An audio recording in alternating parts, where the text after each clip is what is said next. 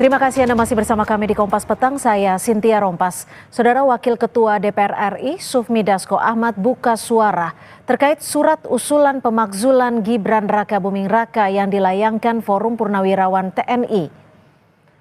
Ditemui di Kompleks Parlemen Senayan, Jakarta, Dasko mengaku dirinya belum membaca surat tersebut. Dasko bilang saat ini surat masih berada di tangan Sekjen DPR, sehingga ia belum bisa berkomentar. Sebelumnya, Forum Purnawirawan TNI secara resmi bersurat ke MPR DPR terkait usulan pemakzulan Gibran pada 2 Juni 2025 lalu. Salah satu poin yang disematkan mengenai proses pencalonan Gibran Raka Buming Raka yang dinilai tidak lepas dari intervensi relasi keluarga lewat Hakim Mahkamah Konstitusi Anwar Usman. Menerima surat Forum Purnawirawan TNI soal pemakzulan Wapres Gibran itu katanya kan akan diteruskan ke pimpinan DPR. Iya, ini kan kebetulan reses. Saya kan datang, Pak Sekjennya juga nggak ada. Saya pengen lihat suratnya masih di Sekjen, jadi belum sempat baca. Jadi kesini buat lihat surat itu? Enggak, saya kan tanda tangan surat-surat, terus saya bilang, itu katanya ada surat dari forum gitu. Oh, masih di Sekjen, Pak. Sekjennya lagi keluar. Tapi kalau tanggapannya gimana Bang dari Abang sebagai pimpinan Gerindra? Belum baca, gimana nanggapin itu. Menanggapi surat usulan pemakzulan Wapres Gibran oleh Forum Purnawirawan TNI ke DPR, relawan Jokowi Projo menilai hal tersebut merupakan aspirasi biasa. Selain itu, Projo menekankan tidak ada aspek pelanggaran hukum yang dilakukan Gibran untuk dijadikan alasan pemakzulan. Secara substansi, yaitu pemakzulan Gibran sebagai Wapres, konstitusi kita sudah mengaturnya. Ya, kami melihat ada dua hal. Pertama secara hukum dan secara politis. Secara hukum tentu konstitusi sudah mengatur bahwa harus adanya pelanggaran hukum, baik pengkhianatan terhadap negara, tindak pidana berat lainnya, dan lain sebagainya. Kita semua tahu bahwa sampai saat ini Gibran sebagai Wapres tidak pernah melakukan tindak pidana, apalagi terbukti melakukan tindak pidana. Oleh karena itu, ya, dari sisi hukum, dari sisi konstitusi, kami rasa ini masih sangat jauh.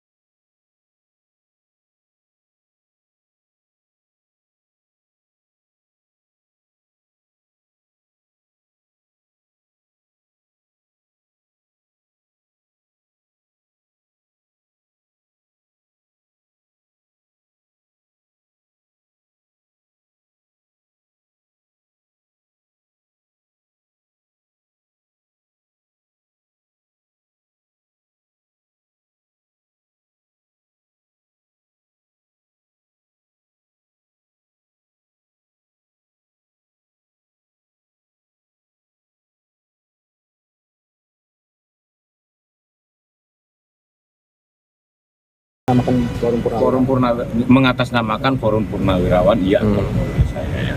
Karena Forum Purnawirawan sendiri itu tadi tidak menyampaikan seperti itu. Presiden sangat bijak bahwa sesuaikan dengan jalur konstitusional saja, karena tidak bisa seorang presiden menjawab seperti itu. Menanggapi desakan sang putra dimakzulkan, Presiden ke-7 Jokowi sebelumnya menganggap hal tersebut merupakan sebuah aspirasi dan usulan di negara demokrasi. Iya, itu sebuah aspirasi. Wah, usulan ya boleh-boleh saja dalam negara demokrasi seperti kita. Semua orang sudah tahu bahwa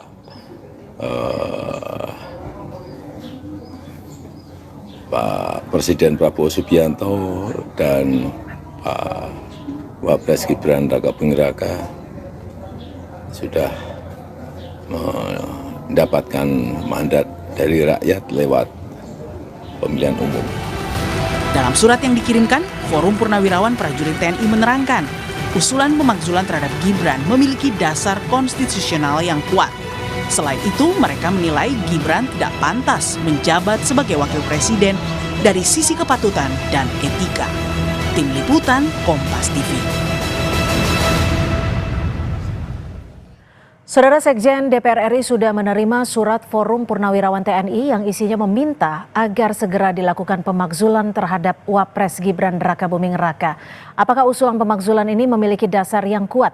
Sudah bersama saya di studio Ketua Umum Solidaritas Merah Putih, sudah ada Bang Silvester Matutina dan juga Direktur Eksekutif Lingkar Madani, Bang Ray Rangkuti melalui sambungan Zoom. Selamat petang Bang Ray di ujung sana dan selamat petang Bang Silvester. Selamat sore, Bang Ray. Selamat sore, Bung. Ya, selamat sore. Saya ke Bang Silvester dulu ya, Bang. Kalau kita lihat dari usulan-usulan pemakzulan ini, dulu kan sempat ramai, diajukan ke Presiden melalui Wiranto. Sekarang diajukan lagi ke DPR, yang memang kalau secara proses dan prosedurnya harusnya diusulkan di situ. Bagaimana Anda menanggapi hal ini? Ya, saya secara pribadi bangga ya. Berarti para purnawirawan ini akhirnya mengikuti saran saya untuk legislatif. Maksudnya. Oh, pernah menyarankan itu? Ya, saya pernah menyarankan. Dan mereka melakukan itu. Tapi, dan saya juga secara pribadi menghargai. Ya kan, ini bagian dari demokrasi, ya kan. Ya sah-sah saja. Tapi apakah ini berguna buat bangsa kita? Ya harus kita pertanyakan kembali. Karena yang saya lihat saat ini sangat tidak mendesak ya, atau tidak ada urgensi ataupun tidak ada fakta-fakta hukum dan konstitusi yang dilanggar oleh baik Pak Prabowo dan Mas Gibran, ya kan? Jadi tapi kan disebut di situ ada cacat hukum saat pemilihan. Saat apa ya proses? Ini harus juga sama-sama kita pelajari benar-benar cacat hukumnya tuh di mana. Sedangkan kalau kita lihat hasil putusan MK nomor 90 itu sudah dinyatakan jelas-jelas adalah final and binding, gitu loh. Tidak bisa lagi siapapun di Republik ini untuk naik lagi untuk menggugat itu, udah nggak bisa, gitu loh. Tapi terus yang kedua kan terbukti. Kembali lagi sekarang masalah putusan MK mengenai etika itu kan berlaku untuk Anwar Usman. Sebagai hakim konstitusi itu, bukan terhadap pihak lain. Dalam hal ini termasuk Mas Gibran dan juga kita seluruh rakyat Indonesia. Ini yang harus kita bedakan dulu, gitu loh. Jangan serta-merta. Makanya saya bilang belajar lagi, pelajari lagi, panggil ahli-ahli hukum, ahli-ahli konstitusi kita yang hebat, baru kita mau melakukan sesuatu. Jadi memang sangat konyol ya. Saya lihat gini. Kemarin itu kita ngomong setback sedikit ada 8 tuntutan, ya kan? Salah satunya contohnya tuntutan untuk pemulangan TKA Cina diusir, ya kan? Ada salah satu tuntutan. Dan kalau kita lihat TKA Cina di Indonesia itu hanya 80.000 yang tersebar di kita punya tambang-tambang atau Oke, kita balik soal ke pemakzulan ini. Enggak, maksud saya ini kekonyolan kawan-kawan jenderal ini, Bapak Jenderal ini. Sedangkan ya kan TKI kita di luar negeri itu 800.000 yang di Makau, di Cina dan sebagainya, ya kan, di Hong Kong. Jadi ini yang saya bilang tadi, ya kan, bapak-bapak ini harusnya benar-benar melakukan riset yang benar-benar. Oke, jadi Anda juga mau menyebutkan bahwa apa yang dilakukan oleh bapak-bapak purnawirawan ini konyol, seperti yang perspektif Anda soal TKA Cina? Ya, dari dulu saya mengatakan konyol dan tidak akan berubah. Oke, gitu loh. Baik. Saya ke Bang Ray. Bang Ray, bagaimana kalau Anda melihat pernyataan dari Bung Silvester? Apalagi selain singgung soal putusan MK yang cacat hukum, alasan pemakzulan yang disebutkan ini menurut Anda sudah tepat belum? Bang Ray, mohon maaf mute. Ya, untuk audionya Bang Ray silakan dibuka. Halo, ya, saya silakan. sudah buka ini. Sudah, silakan. Ya, kan prosedur pemakzulan itu pengajuan terhadap DPR. DPR nanti mengajukannya ke sidang MPR. Sidang MPR taruhlah misalnya menyetujuinya, lalu argumennya itu akan diuji di Mahkamah Konstitusi. Jadi tenang aja Bung Silvester, apakah dalil-dalil yang dikemukakan oleh para jenderal ini atau mantan jenderal ini atau purnawirawan ini diterima hukum atau tidak. Nanti yang mengujinya itu Mahkamah Konstitusi lagi gitu loh. Betul. Jadi sepanjang apapun kita nanti berdebat, nggak ada gunanya juga, karena kita nggak bisa putuskan apakah argumen yang disampaikan oleh mantan jenderal ini atau tepat atau tidak. Nah, mekanisme hukumnya nanti ada di Mahkamah Konstitusi. Nah, oleh karena itu pengajuan ini ya tinggal akan kita lihat secara politik. Apakah direspon oleh partai-partai di DPR sebagaimana ketentuannya, lalu 2/3 dari mereka bersepakat untuk membahas pengajuan ini, nanti tidak akan disepakati di paripurna dengan jumlah 2/3 untuk disepakati di MPR gitu. Ya. Dan dari sanalah nanti diuji ke Mahkamah Konstitusi argumen-argumennya. Tapi untuk Apakah alasannya argumen-argumen seperti halnya cacat hukum saat ada di MK, Anda setuju? Kan sejak dari awal kita sudah mengatakan bahwa ada masalah berkenaan dengan pencalonan saudara Gibran. Cacatnya ya melalui putusan Mahkamah Konstitusi yang dianggap ada intervensi dalam konteks pemutusan itu, dan itu sudah dilakukan dengan dengan meng-MK-MK-kan ketua MK saat itu Pak Anwar Usman. Itu satu. Dan yang kedua, terbukti memang di pengadilan itu bahwa Anwar Usman dinyatakan melanggar etik. Nah, salah satu etik yang disebutkan juga di dalam surat dorongan pemakzulan yang dilakukan oleh mantan purnawirawan ini, yaitu ada konflik kepentingan antara saudara Gibran sebagai orang yang sedang diperjuangkan untuk masuk sebagai calon wakil presiden melalui judicial review itu gitu ya, dengan Anwar Usman sebagai hakim Mahkamah Konstitusi gitu. Nah, itu jelas semua sejak dari itulah sampai sekarang kita juga mengatakan kalau saya pribadi terjadi pelanggaran konstitusi, itu yang kita sebut dari awal. Apalagi kemudian setelah dibuat putusannya, undang-undangnya jalan, tapi PKPU-nya tidak diubah. Lalu saudara Gibran tetap aja diterima, dan itu pun sudah dinyatakan bersalah oleh MKD, bukan MKD, PKPU, Majelis Kehormatan KPU ya, gitu, sudah mengatakan bahwa penerimaan saudara Gibran yang tidak dengan merevisi PKPU itu melupakan pelanggaran kode etik gitu. Saya ke Bung Silvester lagi. Kalau saat ini surat sudah berada di Sekjen dan nanti akan kembali diteruskan ke pimpinan, respon dari teman-teman DPR seperti apa sih terhadap surat usulan Purnawirawan ini? Ya, kalau saya lihat sih belum terlalu merespon karena mereka juga belum baru disampaikan ke Sekjen DPR sama MPR, belum sampai naik ke pimpinan DPR maupun MPR ya. Jadi saya bilang masih terlalu dini.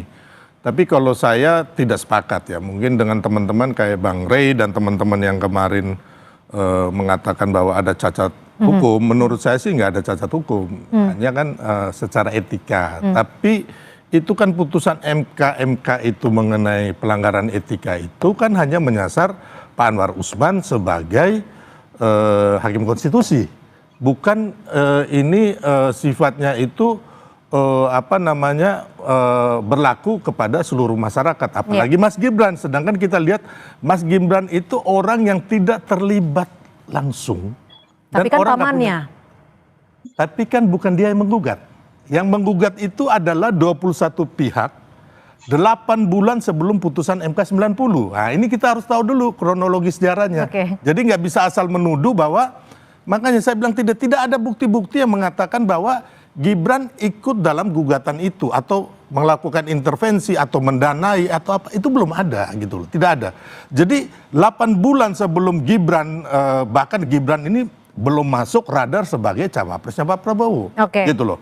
21 pihak anak-anak muda itu antara lain dari PSI, terus Wakil Gubernur Jawa Timur Emil Dardak, terus Wali Kota Padang, Bupati Lampung Selatan.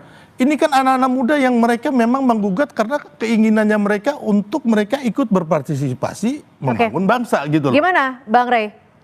secara secara kekuatan menurut Bung Silvester tidak akan kuat karena sebenarnya kan prosesnya untuk pemakzulan ini melalui DPR dulu, itu pun harus mencapai kuota quorum, kemudian akan dibuktikan lagi pemeriksaan di MK untuk verifikasi. Ya.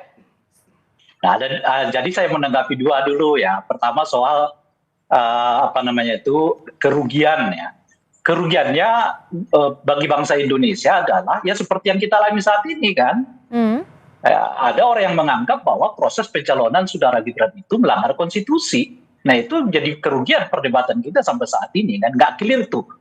Oleh karena itu mau diuji melalui proses politik. Salah satunya adalah permintaan untuk saudara DPR untuk memakzulkan saudara Gibran. Oke, tapi maaf Bang Rey, saya potong.